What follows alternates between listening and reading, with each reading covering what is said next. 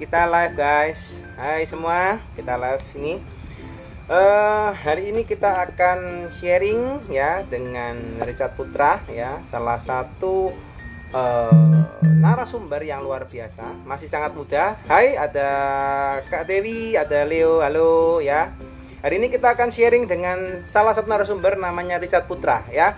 Jadi kita akan sharing tentang bagaimana beliau membangun bisnisnya mulai dari nol ya. Masih usia 23 tahun guys, 23 tahun dan sudah luar biasa sukses. Wih, 23 tahun guys ya. Jadi beliau sudah mulai usaha umur 15 tahun ya, sehingga sampai sekarang baru 8 tahun bekerja, sudah punya puluhan ribu follower, dia punya banyak sekali bisnis ya. Terus dia juga membangun komunitas ya, beli mobil BMW, beli rumah sendiri dan sebagainya. Pokoknya keren banget ya. So hari ini The Consulting, saya akan mewakili The Consulting, saya di Siddhartha. Kita akan sharing setiap minggu, kita akan ada IG live ya. Biasanya jadwal pasti kita selalu hari Senin, tapi tergantung dengan narasumbernya guys. Jadi narasumbernya kadang-kadang ada yang hari Selasa atau hari Rabu. Kita antara range Senin atau Rabu, kita akan selalu ada IG live bersama narasumber pebisnis sukses. Jadi teman-teman yang mau belajar soal bagaimana praktikal atau praktek bisnis sesungguhnya, teman-teman boleh stay tune live di IG The Consulting, karena kita akan selalu melakukan interview dengan narasumber. Nah ini kelihatannya Ko Richard sudah join nih, saya ajak live dulu ya. Oke sebentar. Oke. Nah, saya request dulu Ko Richard, Bro Richard untuk masuk ya. Oke. Nah, by the way teman-teman yang belum follow IG-nya The Consulting, silakan ya kalau mau follow IG-nya The Consulting. Ini juga Bro Richard sudah masuk ya. Silakan kalau mau follow IG-nya. Halo, Bro Richard. Ya, halo Bro Didi. Iya. Apa kabar? Gimana kabar? Gimana kabar kok? Baik, luar biasa nih. Ini harus selalu semangat ya Bro Richard ya. Siap, mantap, harus wajib. Di Surabaya gimana, di Jakarta kok? Ini kebetulan lagi di Surabaya. Masih di Surabaya. Di Surabaya. Belum sempat ke Jakarta. Teman-teman ya sudah ke Jakarta beberapa kali. Mantap. Gimana mantap. Jakarta ini? Kelihatannya udah normal ya. Kelihatan udah normal sih. Cuma ya udah ada normal yang ya. Dibatasin aja. Ada yang dibatasin aja. Keren nih ya. Sekarang sudah mulai, mestinya harusnya udah mulai rebound nih ya Bro Richard ya. Penjualan atau apa mungkin bisnis sudah mulai rebound lagi harusnya ya mestinya ya. Iya, benar-benar. Udah. Tapi emang normal sih kalau kita sih. Iya, normal. Tapi kalau ya. yang lain sih saya lihat udah pada naik sih. Udah pada naik ya. Oke. Nah, ini teman-teman, hari ini kita mau ulik-ulik dikit nih. Ini kebetulan Bro Richard ini sibuk banget. Ya, lagi mau launching bisnis baru ya, lagi fighting juga bisnisnya lama, bangun community. Wih, ini kita thank you so much Ko Richard hari ini masih mau join dengan The Consulting ya. Kita hari ini mau sharing nih tentang kisah hidupnya Ko Richard nih ya, kisah hidupnya Bro Richard, bagaimana sampai sukses seperti sekarang ini ya. Ini yang kita mau ulik-ulik dikit nih. Oh iya, oke. Siap. Nah, oke. Teman-teman, ya kalau seandainya ada nanti yang mau ditanyakan, teman-teman silakan boleh chatting ya di kolom komen. Silakan kalau misalnya Anda teman-teman mau bertanya apapun terkait dengan materi hari ini, karena kita hari ini akan mengulik sedikit soal Bro Richard dan bagaimana tentang topik yang kita juga sempat publish, bagaimana kita bisa sukses dengan digital marketing gitu ya, bagaimana kita bisa memanfaatkan sosial media ataupun tools digital marketing untuk bisa memboosting bisnis kita ya. Oke, Ini kita mulai dulu nih dari Ko Richard nih. Ko, saya kemarin kan sempat baca-baca tuh profilnya Ko Richard ya. Kalau nggak salah, Ko Richard ini mulai berbisnis itu kalau nggak salah mulai SMP ya Ko ya, usia 12 tahun ya. Iya. Itu pas gimana tuh Lemon Tea sih. Ya, waktu itu lagi nyari ya. Waktu itu ceritanya lagi ngumpulin duit buat beli HP. Ya, karena kita itu emang punya kebiasaan dari kecil kalau mau beli sesuatu itu harus nabung. Jadi nggak dibeliin. Ya, nabung bisa dari uang jajan. Cuma namanya uang jajan, namanya bocah ya SMP ya kok. Itu ya nggak mungkin ya kekumpul ya. Nah, karena itu saya lihat katanya saya mesti jualan sesuatu nih buat menghasilkan. Nah, akhirnya pas usia 12 tahun itu saya jualan lemon tea. Nah, itu di bakmi ayam gitu. Nitip ke bakmi ayam dijual itu Rp6.000. Nah, tapi itu cuma berapa? Itu ya, 6.000 ya? Ya, tapi itu cuma setahun lah. Setahun habis itu setahun habis itu saya nggak berhenti karena itu tuh nilai sekolah juga jeblok. Jadi nilai sekolah saya jeblok semua. Ya? Rapot saya palsu-palsuin, kasih orang tua. Jadi kelihatan kan di tip X tuh, nggak kelihatan kan. Dulu nakal. Akhirnya SMP kelas 3 udah mau ujian nasional nih, nah itu baru serius ya. Jadi udah serius belajar, nilai udah mulai meningkat, tapi di situ tetap kita punya namanya faktor ekonomi. Jadi ada kendala ekonomi juga saat itu juga.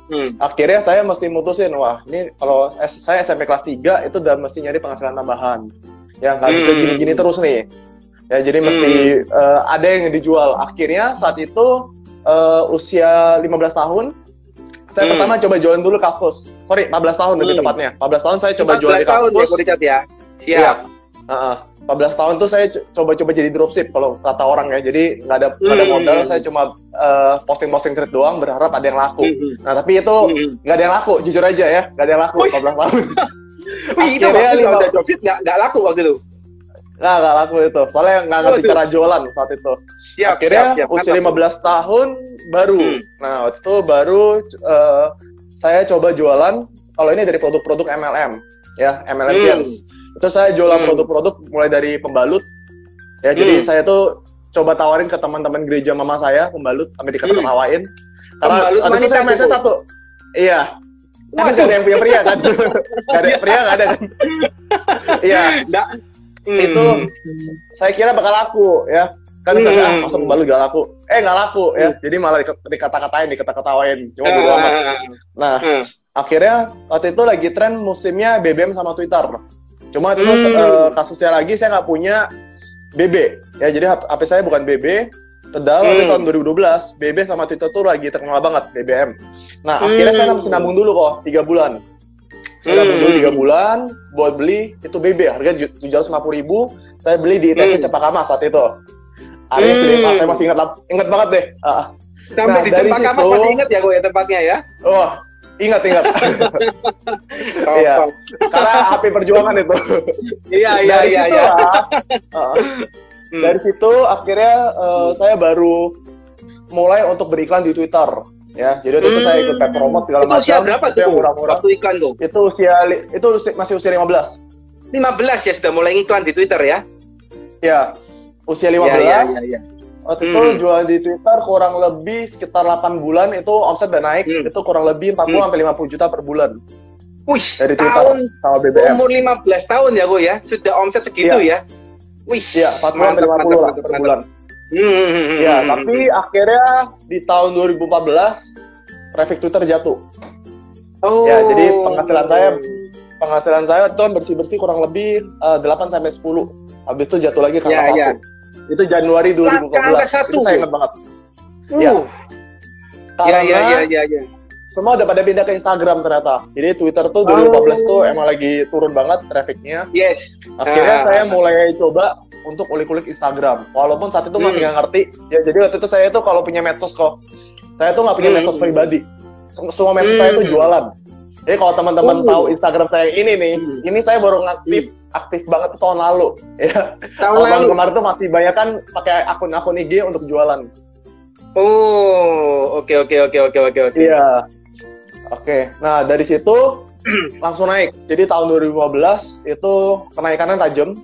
Itu tapi 2015 itu kan saya masih ulik-ulik, masih belajar copywriting, saya masih belajar cara-cara jualan di Instagram. Akhirnya Desember 2015 itu baru momentum. Itu momentumnya tuh pas pertama kali saya endorse produk ya. Jadi saya endorse produk kesehatan. Dan waktu itu memang baru awal-awalnya endorse itu baru tenar. Ya jadi waktu itu 2015 Desember saya ingat banget, saya tulis di Dreambook saya pengen punya penghasilan 20 juta sebulan dari jualan online. Beneran tercapai Desember 2014, sebelum malam Natal saya ingat banget tuh saya balas chat sehari 1000 chat. Desember 2018 ya kok ya? Iya. Desember 2014. 14. Oh. 2015. Itu zaman 2014 berarti 16 kali. Berapa ya? Iya, turun 18 ya? Iya. 17. Iya. Disitulah akhirnya momentum terjadi. Nah, momentumnya terjadi bulan tahun 2015 itu tahun kenikmatan lah kalau orang bilang ya. Jadi akhirnya omset dari yang cuma puluhan juta, saya akhirnya naik ke angka kurang lebih 1 M satu bulan per bulannya. Itu dari puluhan juta. Nah, dari puluhan juta ke 1 M ya. Tahun 2015 tuh. 2015. Iya. Nah, dari situlah naik banget. Akhirnya tahun 2017 akhir itu saya baru bikin komunitas bisnis online. Nah, namanya Master Online Community. Nah, itu sistemnya komunitas. Jadi tim-tim yang gabung juga itu semua kita ajarin cara-cara jualan dan segala macamnya. Ya, baik dari strategi kita sharingin, ada mentor-mentornya juga sampai saat ini. Dan nanti memang kebetulan udah ada new project juga. Memang kebetulan banget Ko Deddy, nanti saya jam 8 emang ada sharing sama grup. Wah, ya, mantap nih. Ya, besok saya baru sharing di IG Live nanti tentang new project sama itunya lah ya, peluang-peluangnya. Mantap. Itu kebetulan juga ngobrol-ngobrol sama Ko Deddy. Jadi, saya juga ngobrol sama Ko Deddy. Mantap. Siap. Gitu. Jadi momentumnya itu pas naik itu 2017-18 tuh naik sekali ya Ko Richard ya waktu itu ya? Ya, naik banget dan ibaratnya bicara penghasilan namanya anak muda usia segitu udah oke banget lah ya. Iyalah ya. Apa itu udah oke lah, tinggal. Terus akhirnya saya beli rumah, beli mobil itu semua dari jualan online. Ya, menarik nih. Ini kalau boleh tahu nih Ko, biar para netizen juga tahu nih. Ini sekarang usianya Ko Richard berapa nih Ko Richard? Wah, Ko Deddy masih inget gak usia saya? kalau saya mah sudah tahu. Tapi biar udah tahu ya. Udah tahu ya. Iya. Kan saya udah tulis dulu kan. Iya. Ayo netizen, ayo teman-teman, yuk. Ayo siapa yang tahu nih usianya Ko Richard nih, ayo diketik. Yang benar nanti dapat ucapan terima kasih. Wah. Terima kasih. Iya. Atau dapat ini sesi foto nih. Ya pasti sih nggak nyampe 30 ya kan? 23 guys. Ya. Dibayangin guys, usia 23 guys, Ko Richard ini lihat masih muda sekali guys. Ini omset sudah miliaran ya, udah miliaran. Ini sudah ibaratnya kalau mau beli apa aja bisa. Wah ya, keren banget guys. Nah, amin. Tapi nih Ko ya, kalau orang itu kan biasanya pasti lihat tuh suksesnya doang Ko. Ya kan, lihat wah, Ko Richard sekarang ya keren banget nih. Usia 23 tahun sudah punya ini, sudah punya itu, sudah punya ini. Nah, tapi kan namanya orang ya Ko ya, usaha kan Ko. Itu kan enggak mungkin kan Ko. Maksudnya semua itu mulus. Nah, ini pengen tahu nih Ko Richard. Ada yang enggak mulusnya gimana nih Ko Richard? Ya, benar kata Ko Deddy ya, setiap usaha tuh nggak semulus paha lu cinta Luna. Ya, jadi kalau dibicarain dulu itu sulit banget ya. Jadi itu teman-teman bayangin, saya pas mulai jualan tuh nggak ada modal ya.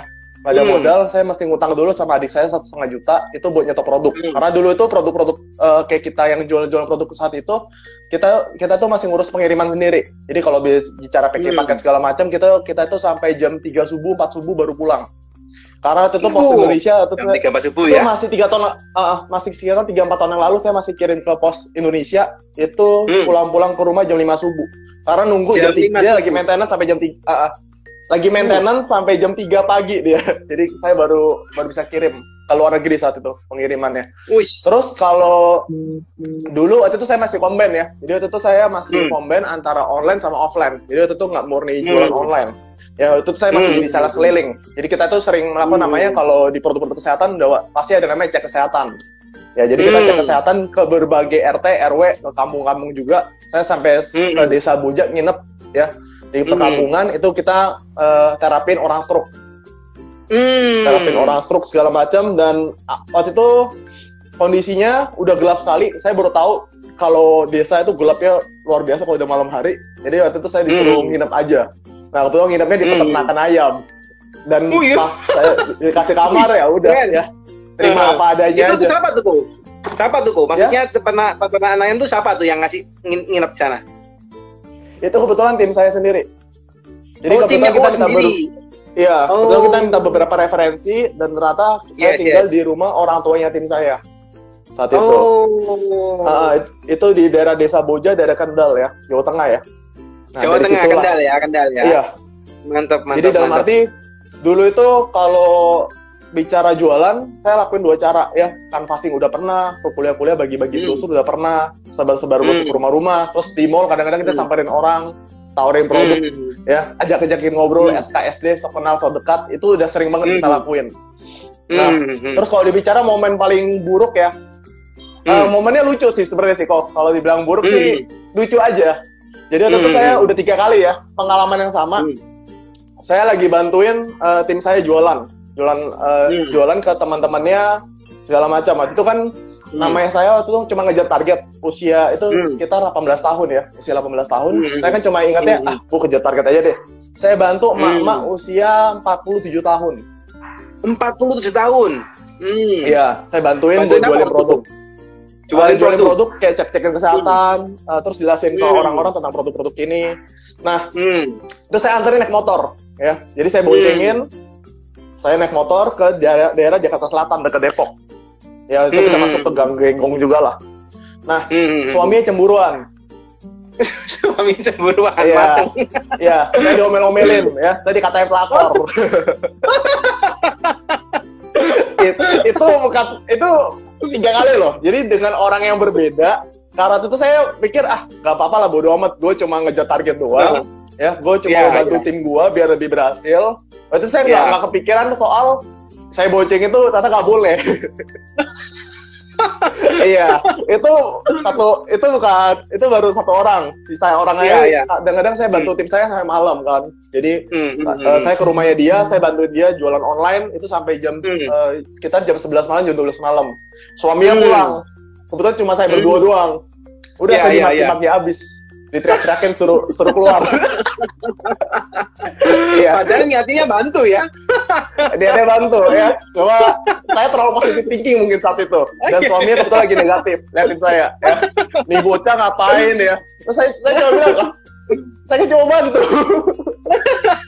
Iya, itu kan saya masih polos lah ya. Dalam hati saya bilang, lah saya cuma bantu. Cuma ya udah, akhirnya dia marah-marah. Ya udah, akhirnya saya pulang, keluar. Habis itu saya nggak pernah ketemu grup saya lagi.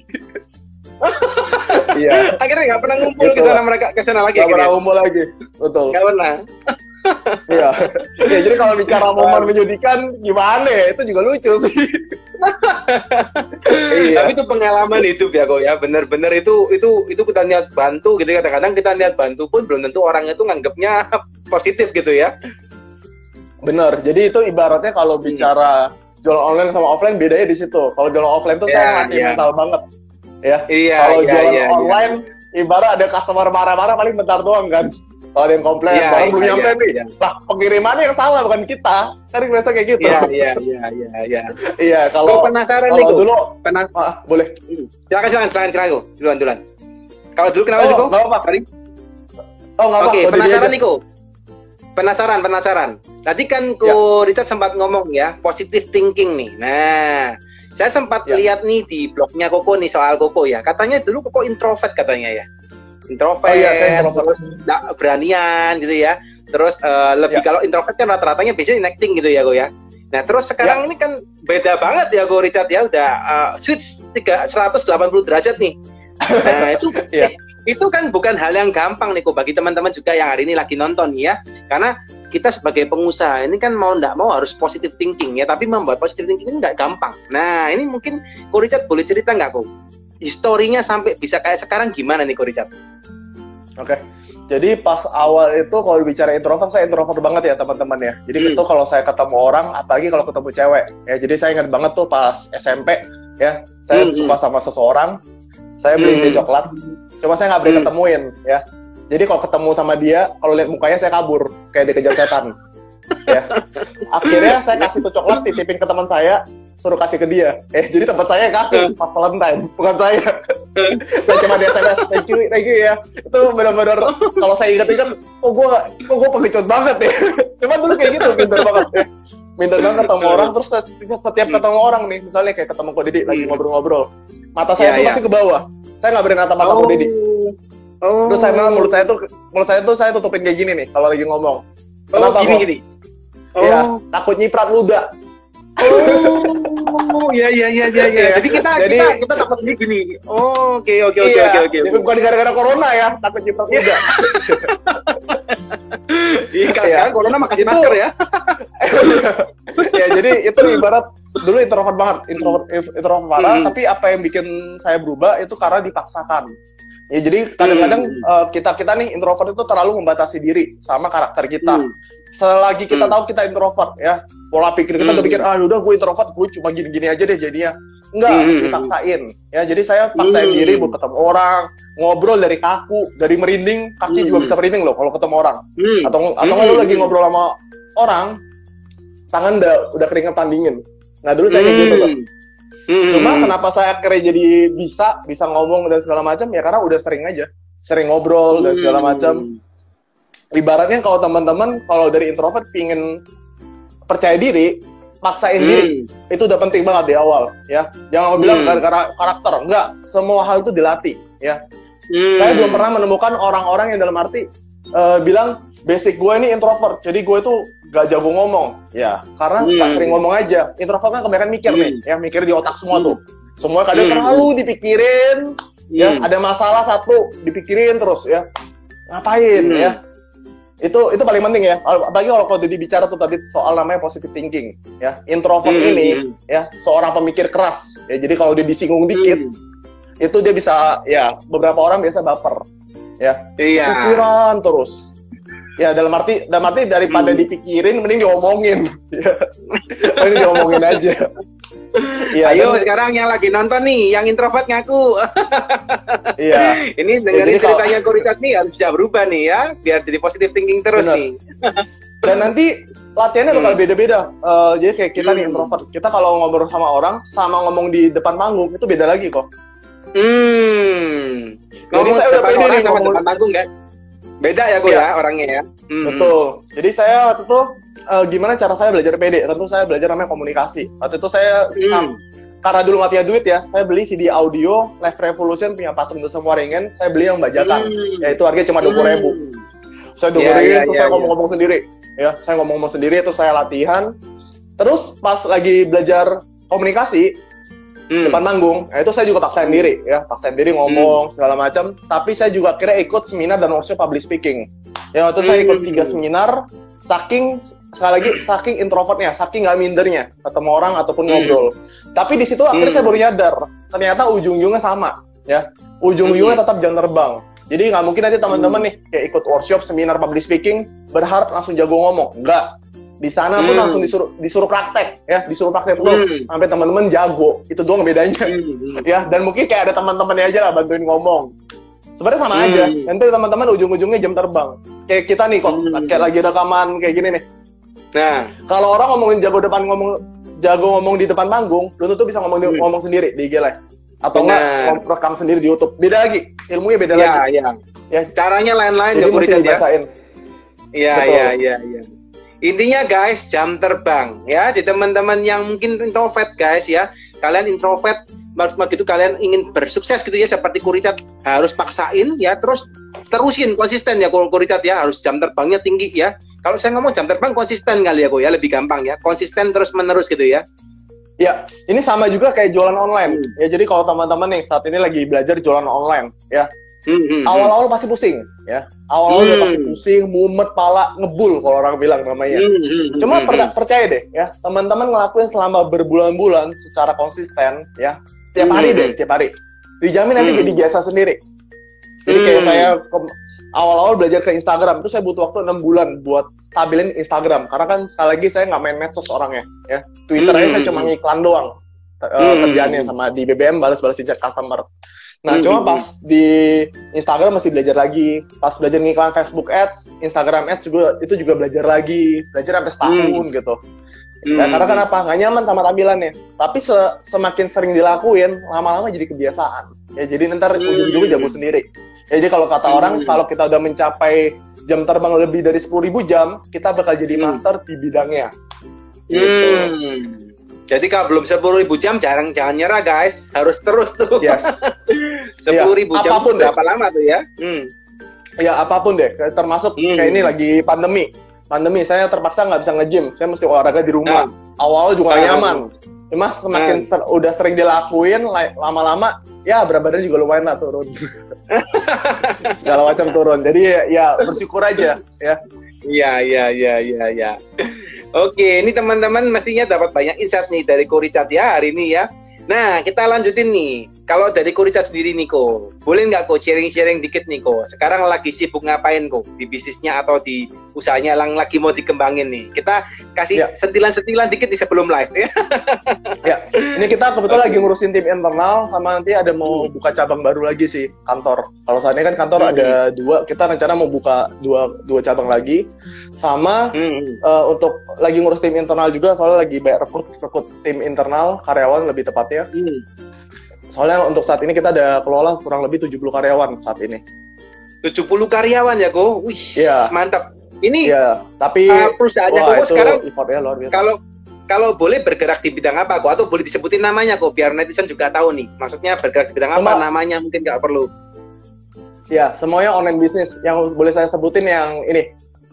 Kita ada PT Revolusi Milenial Indonesia, komunitasnya namanya Master Online Community. Nah, itu dia. Itu adalah sebuah platform reseller. Ya, sebuah platform reseller di mana kita ada masarin produk-produk anti perang harga. Ya, jadi kita punya prinsip jualan online anti perang harga. Karena kenapa perang harga? Anti perang harga. Ya, kenapa saya bilangnya anti perang harga? Karena dari tahun 2015 waktu itu pas lagi naiknya momentum, 2016 ini pas tahun 2016 itu saya kena namanya perang harga. Ya, jadi di mana kompetitor saya tuh jual produk bandingin harga. Ya, karena tahu produknya fenomenal, produk yang kita jual lagi laris, ditiru juga, dibandingin harganya. Sampai saya merasa nah, omset sih boleh miliaran ya, tapi tahun 2016 2017 itu kita ngerasain banget dampak dari namanya perang harga. Omsetnya besar tapi profitnya kecil ya. Akhirnya 2018 mulailah saya kepikiran buat ngebangun namanya sebuah komunitas ya, di mana komunitas saya itu punya satu visi, satu misi, semua jualan online tapi anti perang harga. Malah mereka itu jualan produk di atas harga semua. Jadi kita tetapin harga konsumennya berapa, mereka jualan lebih di atas itu. Nah, itu awal terbentuk namanya Master Online Community. Nah, saat ini kita ada namanya new project juga ya, jadi nanti teman-teman ya untuk lebih detailnya memang gue bakal bongkar besok ya, bakal bongkar besok malam, jadi ya ikutin aja karena kalau bicara ini bakal keren banget. Ini kita udah develop kurang lebih hampir 1 tahun cuma buat ngurusin ginian doang, makanya kemarin pun banyak nanya nama aku ya. Setahun ya gue yang ngurusin gini doang ya gue ya. Mantap. Jadi kalau kalian baru buka bisnis 3 bulan guys, ini setahun aja barusan develop guys. Iya, setahun. Iya, soalnya kita pingin maksudnya bermanfaat buat tim juga, bermanfaat buat customer juga, ya bermanfaat juga buat tim internal kita juga. Ya karena kok sekali lagi mau bicara banyak karyawan, banyak tim juga banyak banget tanggung jawabnya lah kita. Iya, benar ya. Apalagi sudah ngelola 70 orang tim ya, kok nggak gampang juga ya pastinya ya. Sudah ngurusin omset, ngurusin tim, ngurusin keuangan, ngurusin apa lagi. Tidak semudah itu Ferguson kalau kata orang ya. Iya. Ferguson gitu kok ya. Iya. Oke, Ko Richard, kalau boleh tahu nih Ko, selama berbisnis Ko, menurut Koko kalau berbisnis itu yang paling sulit waktu ngapain? Atau apa yang menurut Koko paling sulit ketika Koko berbisnis? Paling sulit itu kalau dibicara jualan ya masih dibiasain ya. Saya yakin masih banyak teman-teman di sini itu kendala bisnisnya itu karena apa? Karena nggak bisa jualan. Nggak bisa jualan, nah, benar. Iya, karena itu pentingnya kita belajar namanya skill jualan online yang tepat. Itu yang paling benar tuh. Sambilan jangan pernah untuk menyerah. Ya, jadi praktek terus. Kalau gagal pasti dapat pola ya. Pola-polanya kita pasti pelajarin. Kenapa sih gue gagal? Kenapa sih kayak gini? Pasti semua ada datanya ya. Dari data itu tinggal kita rangkum atau nggak tinggal kita analisa apa yang kira-kira kurang. Itu sebenarnya kalau kita bicara omset atau nggak jualan ya. Jadi kalau bicara kendala pengusaha, saya yakin paling besar utama adalah penjualan. Tapi kedua itu kalau menurut saya adalah mengelola tim. Ya, mengelola tim itu menurut saya itu tantangan yang cukup sulit juga. Karena kita kan ada ngurus dua nih kok. Satu itu tim internal atau nggak karyawan. Kedua itu kita ada ngurus namanya reseller atau nggak, saya lebih sering suka sebutnya tim bisnis online saya. Jadi eksternal tim ya, tentu beda. Benar. Dua hal ini beda banget. Jadi kayak contoh, dulu itu kan kita lebih ngurus ke tim bisnis online sebelum punya karyawan. Akhirnya waktu itu dari punya tim, kita mikir kayak konten-konten semua udah mesti didelegasikan ke tim internal atau nggak karyawan kita, ya. Kita pingin semuanya itu dalam arti autopilot. Ya, kalau kita bicara bangun bisnis, semuanya udah tersistem. Tentu kita mesti bangun namanya tim internal. Nah, ternyata ngelola tim internal sama reseller itu beda. Ya, jadi karena mungkin saya udah terlalu biasa sama reseller, ya, tentu nggak ada namanya tegas ya, tegas sih enggak. Jadi pas sama karyawan, itu malah saya ngajak partnership di awal langsung. Jadi baru saya rekrut, saya ngajakin partnership. Ya, saya bilang, nanti kita bakal bagi-bagi keuntungan dan segala macam. Malah dikhianatin. Dikhianatin. Oke. Website kita sempat dihancur-hancurin lah waktu itu awal-awal. Di situ saya belajar, ternyata nggak boleh kayak gitu, ya. Ngelola tim bisnis online atau reseller sama ngelola tim internal itu beda, ya. Beda banget. Nah, jadi kita mesti pintar-pintar ngelola lah. Itu tantangan terbesar pengusaha. Ya, biasa satu jualan, sekali lagi. Kedua itu cara ngelola tim. Karena teman-teman sekali lagi pasti punya dong namanya visi misi ke depannya pengen jadi apa, ya. Atau nggak di usaha teman-teman tuh visi misinya apa ke depan. Pasti teman-teman harus punya. Kalau belum punya, itu menurut saya bukan perusahaan. Atau nggak menurut gua goalsnya teman-teman tuh belum ada, ya. Jadi teman-teman dari awal tuh udah mesti mikirin visi misinya apa, tujuannya apa ke depan selain uang, ya. Kalau bicara uang itu pasti dapat. Ya, jadi jangan terlalu mindsetnya tuh uang dan uang. Enggak, kita pikirin visi misi kita ke depan kayak gimana. Uang itu bakal datang terus, ya. Ibarat bakal mengalir terus aja lah. Kalau kita punya namanya visi dan misi, gitu. Nah, jadi kendala kedua pasti situ. Kendala ketiga ya kalau kita platform ya kok, kita banyak nyetok produk, itu juga masih jaga-jaga. Ada yang miss lah, ada yang apalah, itu juga bahaya. Jadi kita masih jaga juga dari segi kita nyetok produk dan segala macam. Ya. Kalau sisanya sih, ya waktu. Maksudnya gimana tuh waktu kok? Karena kalau bicara jam kerja, ya mungkin teman-teman, apalagi yang saat ini masih kerja, pasti punya mindset, gue kerja sehari 8 jam aja cukup. Kalau teman-teman udah jadi pengusaha, ya siap-siap aja lah, belasan jam per hari lah, ya. Jangan berpikir kalau usaha itu waktunya bakal lebih fleksibel, ya, bakal lebih luang. Memang benar kalau teman-teman sekali lagi posisinya belum punya tim internal. Jadi kalau ditanya waktu fleksibel pasti, tapi tetap aja kalau balas-balasin chat segala macam itu kita bisa habis waktu belasan jam loh. Saya dari tahun 2015 ya, 2014 akhir sampai sekarang itu kita kerja seminggu itu pasti di atas 70 sampai 80 jam per minggu. Itu udah pasti. Per minggu. 70 sampai 80 jam. Jadi buat teman-teman yang saat ini punya mindset kerja 8 jam sehari, itu kalau kita bicara pengusaha jangan punya mindset seperti itu, ya. Kalau nggak ntar bisnis kita bakal gagal sendiri, bakal jatuh sendiri. Kenapa? Bisnis itu kan dalam arti kita yang menggaji diri kita sendiri, ya. Omset naik, penghasilan naik, ya itu karena kita kerja keras, kita kerja cerdas juga, sambil tetap beriman. Kalau yakin bahwa usaha kita bakal makin lama makin besar.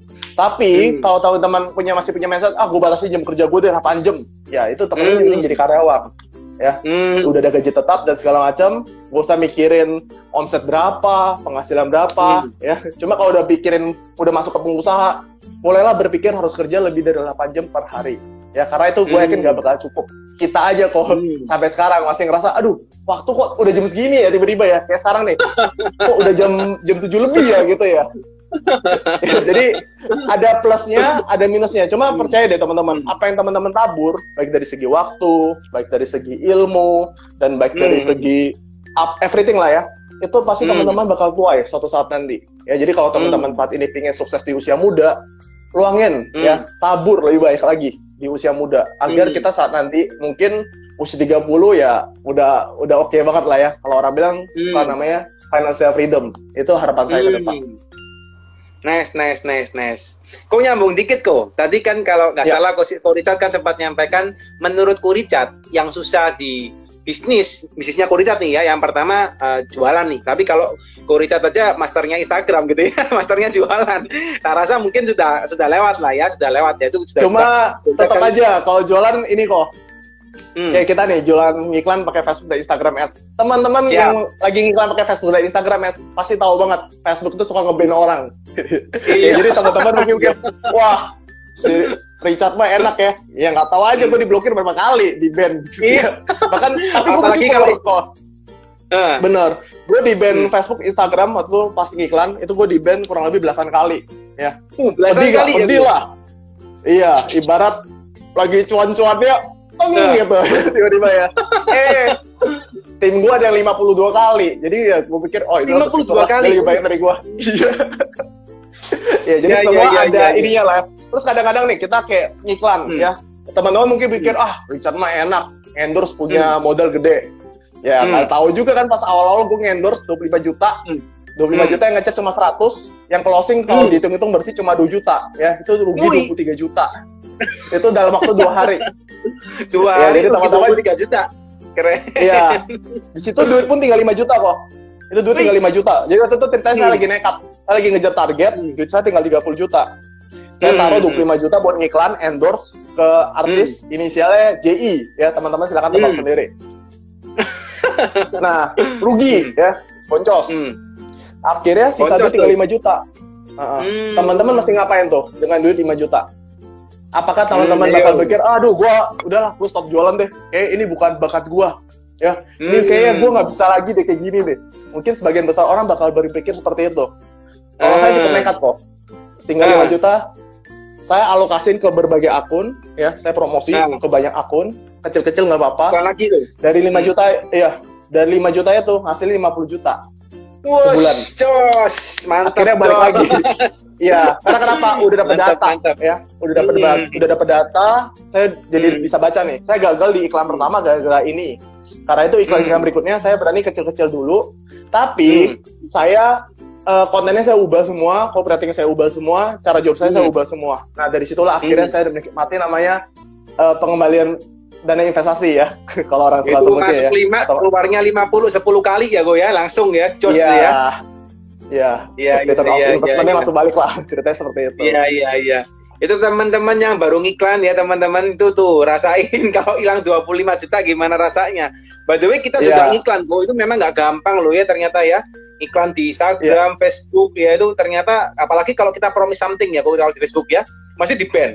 Mau promise something nggak boleh tayang, wah itu setengah mati tuh. Memang agak berat lah ya. Betul. Jadi kalau kita bicara jualan yang penting teman-teman satu ya, koleksi database. Ya itu yang paling penting. Bukan gue suruh teman-teman beli pin database ya, bukan ya. Cuma teman-teman pakai kayak gituan, nggak bakal mempan. Dulu gue sampai beli tuh kok. Dulu ya tahun 2014 karena gue pinginnya cepet ya. Gue sampai beli database nomor HP. Ya, gue cari di Google yang jual database nomor katanya ada jual 50.000 nomor. Udah gue beli, terus gue buka SMS. Gue buka SMS, tapi kan namanya 50.000 nggak bisa langsung semua dong, bertahap. Kurang lebih 1 bulan lah. Ngefek gak? Nggak ngefek. Nomornya mungkin mati kali ya, jadi dijual gitu. Iya. Nah, itu nomornya diurut aja kali kok ya. Iya, kayak kita gini nih. Kita kan kenapa kita ngiklan? Itu pertanyaan satu. Selain buat penjualan, harusnya teman-teman berpikir kita tuh ngiklan buat koleksi namanya database. Contoh, kenapa OVO, Gojek, atau nggak Tokopedia dan segala macam awal-awal bangun company mereka tuh bakar duit, ya, suka kasih promo. Kenapa? Biar teman-teman daftar dulu, ya, email, nomor HP. Terus teman-teman dibikin nyaman, dikasih diskon segala macam ya. Diskon. Ya, sekarang saya baru beli kopi dapat diskon, lumayan. Kan? Benar. Nah, itu tujuannya satu buat nyimpenin database nomor HP teman-teman. Nah, mereka cuannya kapan? Harusnya teman-teman juga mikir dong. Kalau nggak mereka bakar duit juga rugi kalau kita bicara sisi pengusaha. Nah, mereka itu untungnya saat kasih namanya biaya administrasi, contohnya. Ya, contoh 1.500. Setiap kali ada transaksi, dikaliin aja sama 1 juta. Itu berapa tuh totalnya tuh? Ya, teman-teman hitung sendiri aja. Itu 1 juta loh, ya. Sekarang saya yakin itu lebih dari 1 juta angkanya. Dan per hari, atau nggak per jam mungkin. Ya, itu teman-teman bisa hitung. Dampaknya gimana. Karena itu saya sangat-sangat menyarankan buat teman-teman yang saat ini jualan online, udah ngiklan, udah mungkin hubungin satu-satu, mungkin pakai cara organik, by DM Instagram. Nomor WhatsApp tuh wajib di-save. Nomor WhatsApp sama email itu menurut saya paling wajib, ya. Kalau nggak ada email, pakai nomor WhatsApp. Kenapa? Suatu saat kita bisa follow up, kita bisa broadcast, kita bisa kasih dalam arti ada produk-produk baru kita bisa tawarin, dan kita bisa upload ke Facebook Ads, ke Google Ads, ya. Kita ada data, kita setor ke mereka. Nanti mereka bakal cariin orang-orang yang kira-kira sesuai dengan kriteria dengan market kita. Nanti iklan kita bakal lebih bagus dan bakal lebih murah. Jadi database itu penting banget. Gitu. Nah, jadi saya percaya banget kok. Saya percaya banget kalau ya boleh. Oke, kok dulu aja. Percaya banget apa kok? Benar. Saya percaya banget kalau kita itu punya kontak minimal 1000 database aja, itu harusnya penghasilan kita udah 10 juta.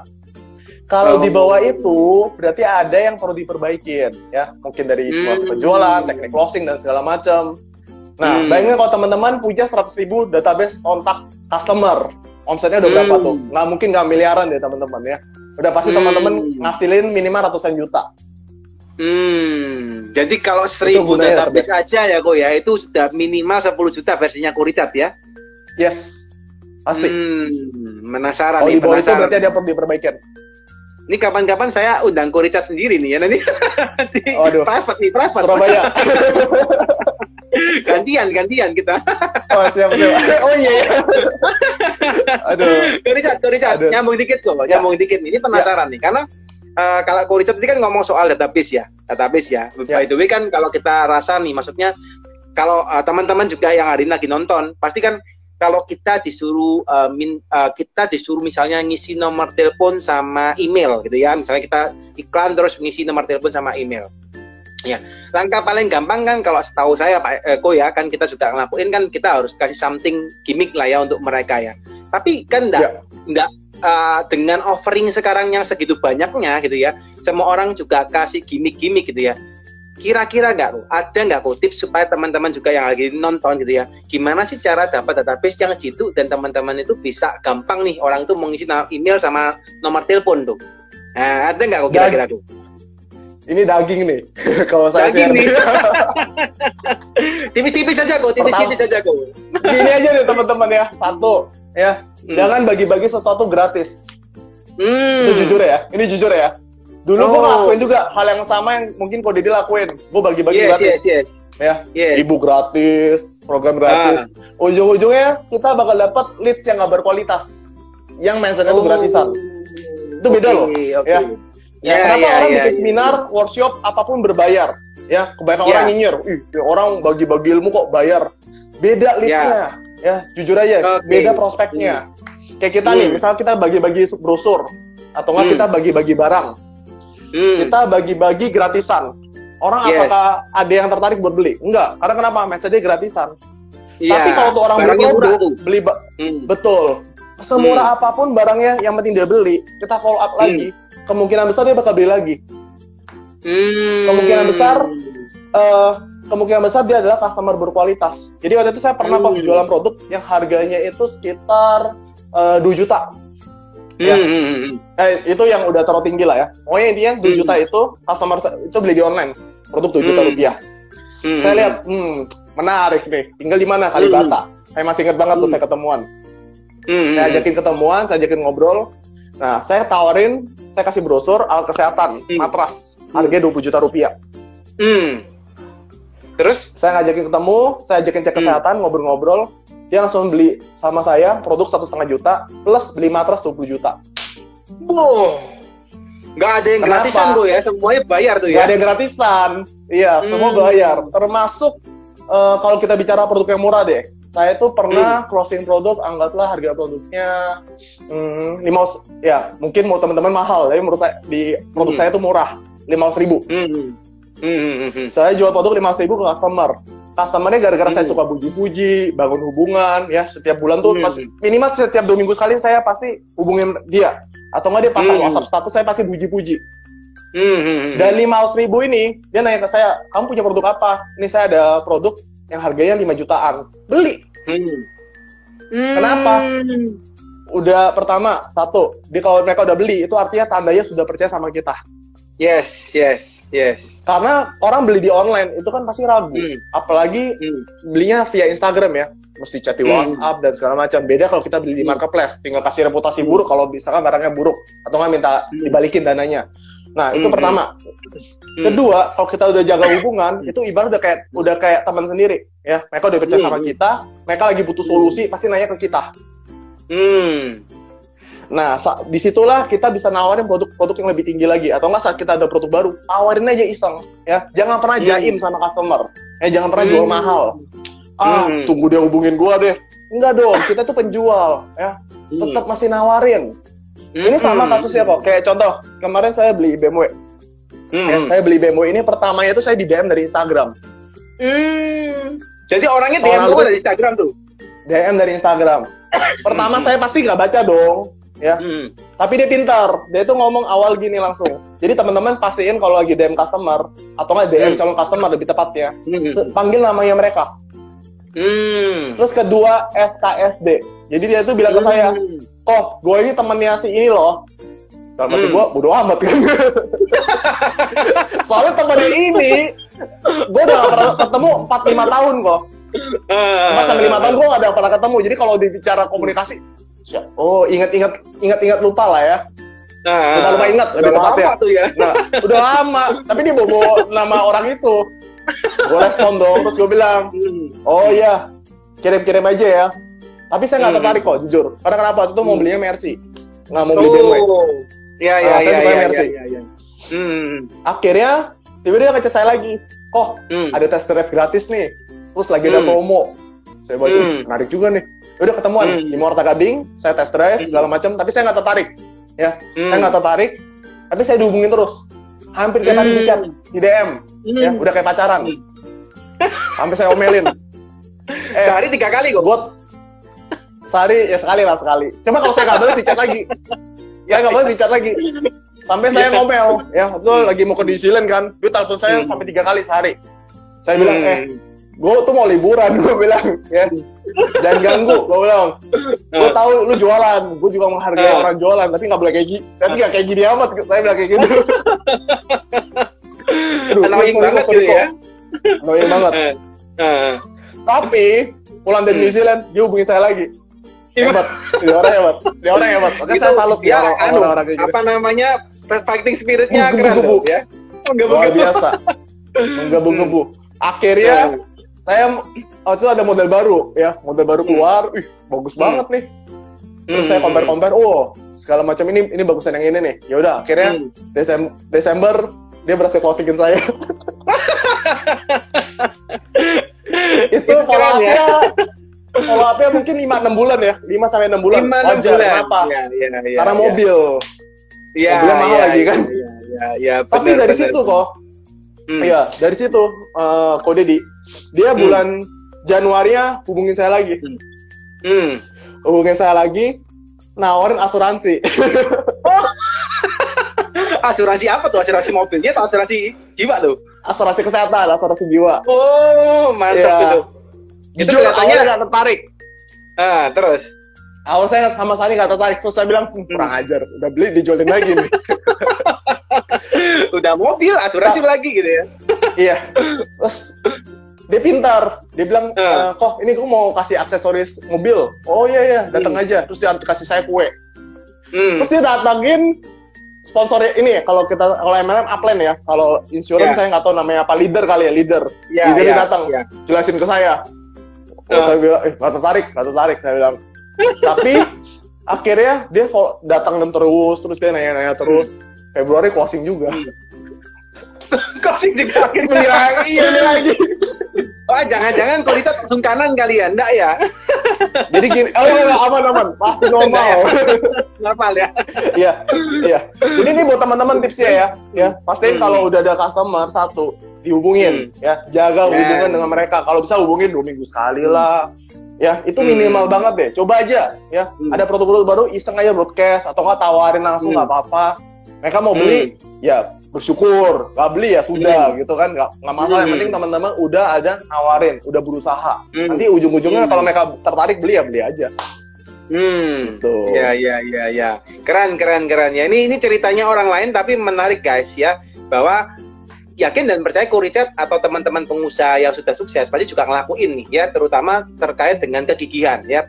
Jangan kita tawarin sekali terus menyerah gitu ya. Seringkali yang terjadi adalah kalau kita closing adalah kita sering follow up ya. Semakin sering follow up akan semakin sering closing gitu ya, Ko Richard ya. Betul. Mungkin saya tambah satu lagi ya, Ko. Silakan. Jangan punya mindset jualan barang harga murah. Nah, mantap. Nanti teman-teman yang bakal rugi sendiri. Ini saya pernah lakuin dulu, jujur, apalagi pas jualan offline. Saya tuh orangnya minderan. Jadi kalau kasih harga itu nggak tegaan kalau orang bilang ya. Jadi kalau ada customer saya nanya, harganya berapa? Saya sebutin harganya. Itu pun saya sebut harganya termurah. Ya, ibarat saya itu udah kasih harga agen lah, ceritanya kayak gitu. Tetap aja, mahal banget sih. Namanya orang pasti ngomongnya kayak gitu. Pasti ujungnya ngomong kayak gitu. Ada diskon nggak? Ada diskon nggak? Nah, diskon kan kalau kita udah mentok kasih harga segitu kan nggak satu turunan lagi. Ya, akhirnya ya saya closing, maksudnya saya nggak dapat untung. Untungnya pun kecil banget ibaratnya. Kecil banget kalau bicaranya. Ya. Mepet. Iya, tapi itu saya ada belajar dari tim saya. Jadi tim saya itu jualan offline juga, ketemuan sama orang. Dia jualan produk, harga produknya ini anggaplah 1 juta. Dia jual 2 juta. 2 juta. 1 juta dijual 2 juta aku. Laku. Ya, laku. Dan ini terjadi juga di online. Jadi teman-teman gini, jangan pernah berpikir bahwa customer itu selalu nyari harga termurah. Enggak. Mereka itu kadang-kadang kalau teman-teman, bukan kadang-kadang ya, sering kali ya, kalau kita udah jaga hubungan dan kalau mereka bilang, "Oh, produknya mahal." Ya, yang murah belum tentu lebih bagus. Yang murah kalau palsu gimana? Kalau nggak ada hasil gimana? Ya, mereka bakal takut, iya juga ya, gimana ya? Benar. Dari atau nggak kita jaga hubungan sama mereka deh minimal ya. Atau nggak kita baik sama mereka lah. Jaga hubungan baik, komunikasi dengan baik juga, layanannya bagus. Mau harga produk kita semalam apapun, mereka bakal beli, percaya. Mereka bakal beli. Mau jualan di online, mau jualan di offline sama, kecuali teman-teman jualan di marketplace. Nah itu gue nggak usah ngomong. Ya. Kalau itu banding kan pasti kau ya gitu ya. Iya. Gue sendiri pun kalau marketplace, gue cari yang harga termurah, reputasi paling bagus. Karena comparison-nya banyak ya, yang itu ya kau ya. Iya, tapi kalau ketemuan offline, online chat personal, mereka itu kalau banding harga mikir-mikir loh. Aduh, kalau udah dia murah tapi palsu gimana ya? Atau nggak berkualitas gimana ya? Atau nggak penjualnya nanti PHP gimana ya? Atau nggak dikirim barangnya? Nah, itu mereka juga bakal pikirin. Ya, jadi pastiin teman-teman bukanlah punya mindset jangan jual barang murah ya. Jualah barang harganya tinggiin, nggak apa-apa. Toh buat teman-teman juga, teman-teman pasti butuh keuntungan dong. Kalau bisnis gak ada profit, itu bukan bisnis namanya, itu namanya amal ya. Dibedain. Ya gitu ya. Dan teman-teman dari keuntungan ini, teman-teman nanti pasti ke depan pingin dong iklan. Pingin dong suatu saat ngerekrut SDM, punya tim internal, segala macam. Ingat, itu semua juga butuh duit. Duitnya dari mana? Duitnya dari keuntungan, selisih harganya ditinggiin, jangan main perang harga. Mantap. Nah, Ko, pertanyaan terakhir nih, Ko. Kalau tak lihat soalnya sudah mau mendekatin 1 jam dari IG Live ini, berhenti nanti. Oh iya, boleh Kok. Ini yang saya pengen tahu nih sebelum nanti kalau seandainya kita perlu lanjutin ya. Ini kan ada teman-teman juga yang ada beberapa pertanyaan gitu ya. Nah, Ko. Iya, tapi sorry Kok, ntar sampai jam 8 deh. Oh iya sih, soalnya juga ini ya. Lanjut lagi ya. Mau nggak mau harus selesai tuh ya. Oke. Sorry deh. Next ya. Siap. Pertanyaan terakhir nih, Ko. Siapa orang yang paling mensupport ya, atau orang yang paling berarti bagi Koko ya, sampai mulai Koko berusaha sekarang sampai berhasil seperti sekarang, Ko? Boleh diceritain dikit nggak, siapa nih? Dan kenapa? Kalau boleh disebutin, ya. Kalau dulu bicara support gak ada ya. Jadi kalau dari orang tua itu nggak, kalau bicara awal mereka nggak percaya tentang jualan online. Ya jadi pasti nggak ada support. Ya diomel-omelin iya. Ya, itu pasti wajar ya, karena sekali lagi orang tua nggak ngerti online itu apaan gitu ya. Ini mainan apaan gitu ya. Ini Richard tiap hari tiap malam begadang ngapain gitu. Tapi setelah menghasilkan bukan baru beda lah. Iya. Baru beda perlakuannya pasti. Iya. Kalau ditanya yang paling support saya tentu adik saya sendiri. Adiknya kau sendiri. Iya, San Sebastian itu adik kandung saya dan dia juga ikut jualan. Awal-awalnya juga sama, ngata-ngatain ya. Jualan ini emang laku. Terus saya jualan pembalut kan waktu itu kan di gereja. Ketawain sama dia. Cuma itu kan dia main badminton ya kok. Main badminton kebetulan udah nggak lanjut lagi karena banyak ada masa-masa kurang bagus lah internalnya, kurang bagus lah ya. Nggak etis ngomongnya. Nah, intinya 3 bulan saya jualan kan saya balikin duit dia 1,5 juta kan. Iya. Jadi dia berarti karena pinjamin saya 1,5 juta buat saya ngiklan. Buat saya nyetok produk. Buat saya nyetok produk. Terus saya balikin utang terus dia nanya, ini duit kok bisa cepet banget? Ya ini dari jualan online. Ya udah deh gue ikut. Nah, dia ikut. Jadi bisa bilang yang paling support saya tuh adik saya, karena saya ini tipikal orang, saya ini tipikal orang ini sebenarnya agak ini kok. Kalau bicara usaha, ya, dulu tuh suka emosional. Adik saya ini netral. Ya, adik saya ini netral. Jadi kalau ada masalah, balancing ya. Dia tuh paling positif thinking. Ya, jadi lingkungan tuh ngubah banget, ya. Lingkungan tuh ngubah banget dan yang ngubah saya salah satunya adalah adik saya sendiri. Saya, ini orang positif banget ya. Saya ambisius orangnya. Kalau dia tipenya tipe positif, itu beda aja. Jadi saling support satu sama lain. Ya, saling support, saling ngisi lah ya. Nice. Ya. Gitu. Ini ada beberapa pertanyaanku, moga-moga kejawab ya, karena teman-teman yang belum kejawab nantinya mohon maaf, karena Ko Richard juga ada live lagi jam 8, jadi kita coba jawab beberapa ya yang nanya. Mungkin sebelum saya pertanyaan, teman-teman yang mau follow IG-nya Ko Richard langsung silakan, yang belum follow ya, ataupun yang mau follow IG-nya The Consulting juga silakan ya, supaya bisa keep in touch dengan kita. Ya, wajib follow ya. Nanti konsultasi sama Pak Ko Dedi, orangnya hebat banget. Ya. Sama-sama. Koko di online, saya di keuangan gitu ya. Siap. Nah, ini kok ada pertanyaan nih dari siapa nih? Pam Frans. Apakah kita boleh jual apa saja atau palu gada secara online nih, Ko? Pilih salah satu niche market kita ya. Jangan jualan palu gada. Karena ntar lu nggak bakal fokus. Cuma awal-awal coba dulu lah 1-2 produk yang menurut lu tuh kelihatannya bakal laku ya. Produk apa? Terus produk apa yang kira-kira itu nggak kena perang harga ya. Ini sekali lagi beda kasus ya, kecuali lu mau main perang harga lu banding-bandingkan, tapi lu mesti siap-siap modal aja sama kapasitas. Kalau nggak punya udah lu jualan naikin harga, pentingin pelayanan, pentingin servis ya. Jadi saran gue jangan jualan palu gada, lu bakal pusing sendiri, karena tiap market itu beda bahasa, tiap market tuh beda bahasa penyampaian, konten iklan, spesifikasi dan segala macam, jadi nggak bisa disamain. Semua ada kolamnya masing-masing. Oke, satu lagi ya, Ko, terakhir ya. Ini sama dari Pam Frans nih. Anda pernah diomelin nggak kalau sering-sering kontak calon customer, Ko? Pernah diomelin nggak kalau sering pernah ya? Bolak-balik kali itu ya? Iya, cuma kan intinya satu, kita tuh cuma menawarkan ya. Kalau mereka nggak mau ya sudah. Masa kita takut diomelin sebagai penjual? Penjual itu dalam arti mental udah pasti kuat ya. Karena itu baru customer. Nanti kalau sama calon mertua gimana? Masa kita nggak kuat? Itu perjuangan ya, kok ya. Harus karena kan butuh duit juga. Ya, bangun rumah tangga butuh uang. Benar. Oke, guys, saya rasa ini soalnya waktunya sudah mepet ya, teman-teman. Mungkin ada beberapa yang belum kejawab, tapi saya thank you untuk Ko Richard ya sudah hadir di acara kita ya. Thank you untuk sharing-sharingnya. Semoga juga bermanfaat teman-teman ya. Sukses terus untuk Ko Richard ya. Sukses terus untuk teman-teman yang lain ya. Terus semangat berjuang. Jangan patah arang, karena Ko Richard aja tadi ngomong, di ban Facebook belasan kali gitu ya, diomelin, diomongin pakor dan macam-macam. Itu banyak, guys. Mau sukses nggak gampang, harus terus berjuang ya. Oke, kira-kira seperti itu. Thank you so much buat Ko Richard, buat teman-teman juga. Yuk, sama-sama thank you, dan thank you, teman-teman. Terus ikutin acara kita. Kita ada live IG setiap minggunya, either Senin, Selasa atau Rabu. Kita akan selalu ada live IG dengan mengundang pembicara-pembicara yang luar biasa. Oke? Thank you, Ko Richard. See you dan sukses terus ya, Ko. Yuk, see you. Bye. Yuk, bye.